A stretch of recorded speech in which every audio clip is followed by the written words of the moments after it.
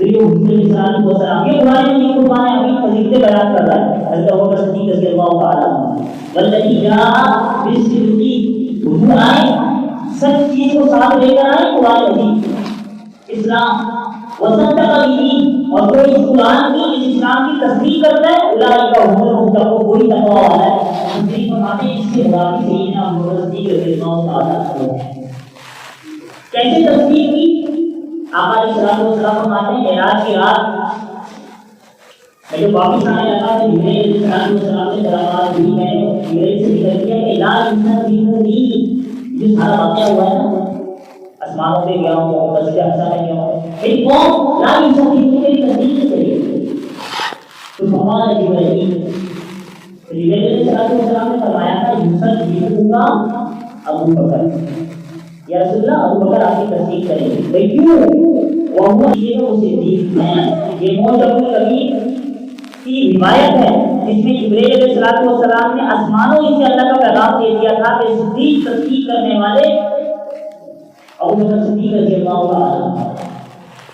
تو قرآن مجید میں بھی فضیلت بیان کی گئی حضور علیہ السلام کی احادیث مبارکہ میں بھی بیان کی گئی اب بہت احادیث کو اگر دیکھیں تو ایک حدیث مبارکہ میں نے ابتدا میں تلاوت کی اس میں آقا علیہ السلام نے ارشاد فرمایا کہ ان من امن الناس علیہ فی صحبتی و مالی ابو بکر کہ بے شک مجھ پر سب سے زیادہ احسان کرنے والا فی صحبتی اپنی صحبت کے اعتبار سے اپنی جانشانی کے اعتبار سے اپنی وفاداری کے اعتبار سے و مالی اور اپنے مال کے اعتبار سے جس نے سب سے زیادہ مجھ پر احسانات کیے ہیں ابو بکر و ابو بکر بلکہ بات نہیں یہاں تک بات ذکر کی ہے کہ آقا علیہ السلام نے فرمایا تھا جس کا مفہوم بنتا ہے کہ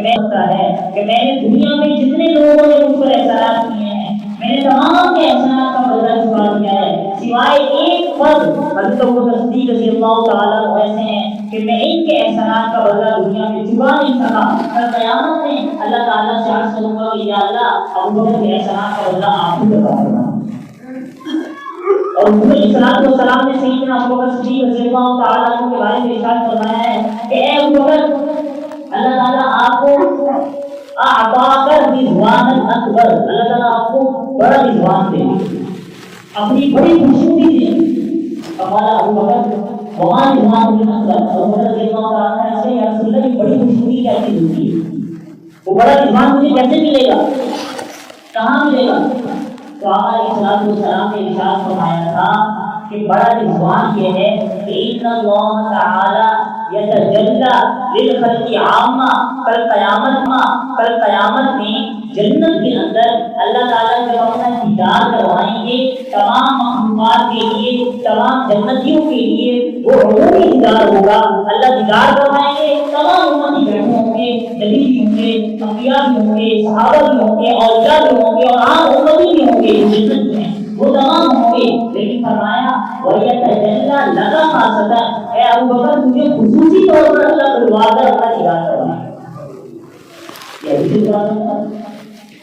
میں کہتا حدیث حضور علیہ السلام نے جو فضیلتیں بیان فرمائی سیدنا ابوبکر صدیق رضی اللہ تعالیٰ عنہ کی ایک حدیث میں آتا ہے کہ علیہ السلام نے ارشاد فرمایا ان ابا بکر وعمر سیدا قرون اہل الجنہ جیسے فرمایا الحسن والحسین سیدا شباب اہل الجنہ کہ حضرت حسن اور حضرت حسین رضی اللہ تعالیٰ عنہما جنت کے جوانوں کے سردار ہیں اسی طریقے سے فرمایا ہے ابا بکر وعمر سیدا قرون اہل الجنہ قرون کہتے ہیں 40 سال سے زیادہ عمر والے جو جنت کے بوڑھے لوگ ہیں یا جنت کے پختہ عمر والے جو لوگ ہوں گے ان کے سردار ابو بکر و عمر بعض روایت میں یہ اور یہ روایت میں آتا ہے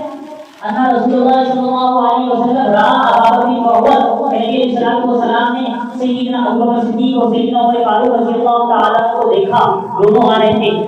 فقال علیہ الصلوۃ والسلام نے ارشاد فرمایا ھذا السمع والبصر یہ جو آ رہے ہیں نا یہ میری سماعت اور میری بصارت آ رہی ہے یہ میری سماعت ہے ابو بکر سماعت ہے اور میری بصارت ہے یہ فضیلت سیدنا ابو بکر اور سیدنا عمر بن خطاب رضی اللہ تعالی عنہ کوئی شاید اسی معاملے میں کہتا ہے سماعت اور بصارت والے معاملے میں کہتا ہے کہ اللہ نے زینت بخشی ہے افلاک و روشن تاروں سے. بس آخری بات میں کر رہا ہوں. اللہ نے زینت بخشی ہے اور اللہ نے زینت بخشی ہے افلاک و روشن تاروں سے, اور اسلام نے عزت پائی ہے محبوب خدا کے یاروں سے. ابو بکر و عمر نے سم و بسر, حدیث میں آئے ابو بکر و عمر نے سم و بسر, عثمان و علی ہیں قلب و جگر, محبوب کے ہیں محبوب نظر, محبوب کے ہیں یہ محبوب نظر, وہ کیوں نہ محبت چاروں سے.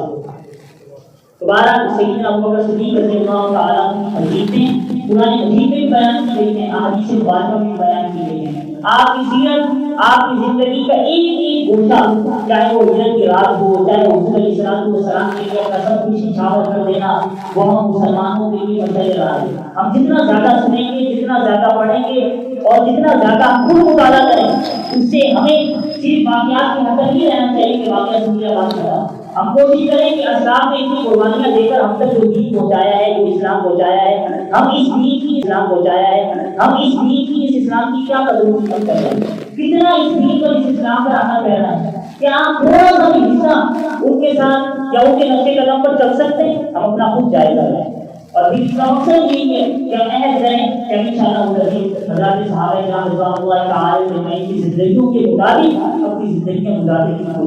کوشش کریں گے. دعائیں اللہ رب العزت ہمیں صحابہ کرام رضوان اللہ تعالی علیہ جیسا ایمان اور ان کا رفع اور تحفظ